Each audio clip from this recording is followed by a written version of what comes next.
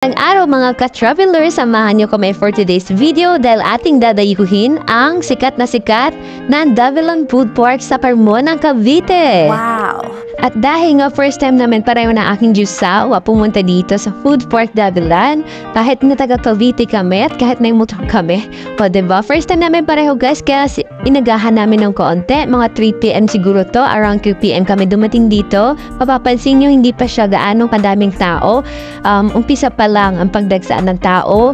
And yung mga pwesto guys ng kainan, medyo may mga space pa yan kasi yung iba dyan is mga around 4 to 5 sila nag-arrive and nag-ready yung iba para makapagluto na. And syempre, expect na natin maya-maya dadami yung tao. At isa sa pinapaggusto ko dito sa lugar nito guys is napakaganda ng tanawin guys. Tita nyo naman yung background, may bundok, may mga kabayo, may baka, kalabaw. Alam mo yung mga garon guys na mga lugar. Yun talaga pinakamaganda sa mata. And dito naman guys sa right side, kung mapapansin niyo, walang mga pagkainan dyan kasi ang mga pagkain guys is dito sa left side talaga sila pumapesto.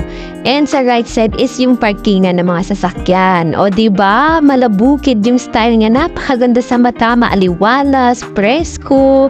Yung mga taga Cavite dyan, yung mga malalapit sa Cavite, try nyo na pumunta dito guys. Hindi kayo magsisisi. Alam ko marami na sa inyo ang nakabutan dito.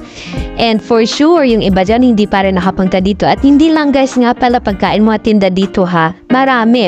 May mga damit, may mga laruan.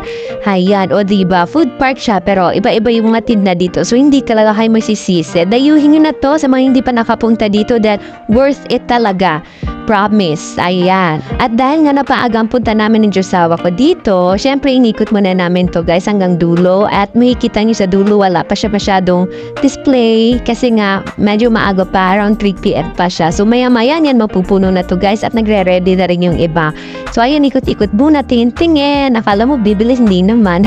'Di ba? Mura lang shortin na guys, 50 pesos lang. At maganda na yung quality, 'di ba? Makakapala yung tela. At nakabili din ako dito ng t-shirt, 100 each. Nakabili ako dalawa, isa kay Papa at isa sa Diyosawa ko. Ayan. O diba pinipili? Akala mo naman talaga bibili. Hindi naman bibili. Marami na rin kasi ako shorts guys at hindi yan sakto sa asawa ko dahil sobrang ikli. So ito yung t-shirt guys. Nakabili ako niyan dalawa. Isang blue at isang white and black na stripe. Ayan, stripe yung lahat. 100 lang. O diba? At ito, sikat na barbecue dito sa Davilan. Alam ko marami nang tumikim ng barbecue na dito dahil sobrang pinipilahan to guys. And yeah, for the aesthetic, bago kumain, pack. O, diba?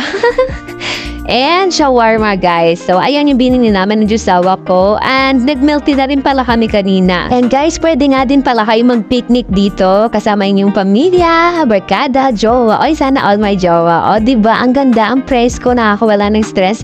So ano pa hinihintay nyo? Dayuin nyo na to and see you sa next travel!